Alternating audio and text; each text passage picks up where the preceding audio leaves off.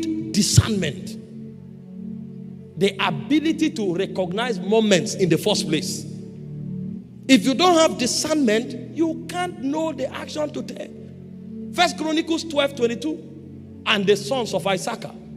It said, these are men that understood, I think that's 32, times and seasons, and knew what Israel ought to do.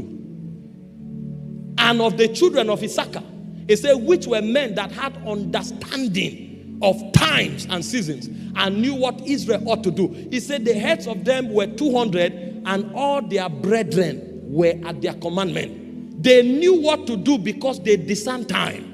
People who don't know the moments that they are in will not know the actions to take. Look at the life of Jesus. John 13 verse 1. Jesus knew that his time on earth was over, so he started wrapping up. He said, now, before the feast of the Passover, when Jesus knew that his hour was come, that he should depart from this world unto his Father, he knew my stay here is over. You know why some people live carelessly? They don't know the time that they are in. So they assume that it's business as usual. It's not business as usual. The reason you think it's business as usual is because you can't distinguish between times. There are times when if you sleep, it's a sin, as far as your destiny is concerned. There are times when if you don't seek help, it's a sin, as far as your destiny is concerned. There are times when if you don't go out to work, it's a sin. When you find somebody who lies down all through the day, all through the week, there's a lack of discernment. The moment discernment is born, the urgency to work is activated. So those who are working because discernment regulates the passion to serve. I'm telling you why many are not making impact, and it looks as if God is biased. God is not biased. The Bible said it's not a respecter of man. He doesn't favor one above the other. All of us are eating based on the degree that we align with spiritual protocols. That is Jesus, the Son of God. Same thing in John 12:23. He said the hour has come for the Son of Man to be glorified. He knew when he was to be glorified. He knew when he was supposed to leave this world. As you are seated now, what have you discerned? Which season are you in now?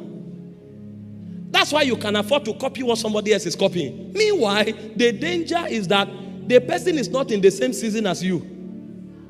So he is doing something that is dictated by his season. You are doing something that is completely at variance with the season you are in. You will be in trouble.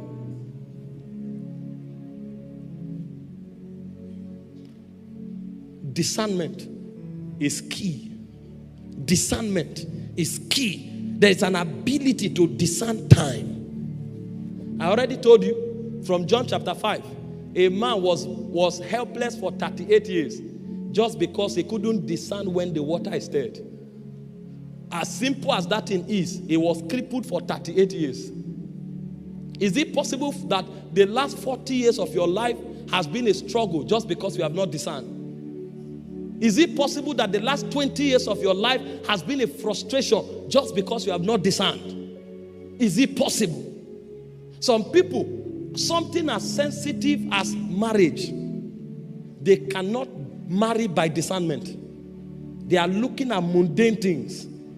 Where the person walks, the car he drove. Is your life that cheap? What if he's driving a Lamborghini and he has 2 years to live on it? Will you marry the car?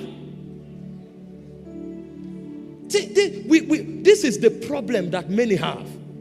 And these are major things. Listen, if you want to win every opportune moment that God has allocated for your destiny, you must seek, understand how to build discernment. And one of the ways to build discernment is to meditate on the word of God. Sit down, talk the word to yourself. The word will reconfigure how you think. So you begin to think in accordance to the mind of God. Meditate on the word of God. That's the simplest way to build discernment. But there are many who walk just based on luck, chance, and the suggestions of people.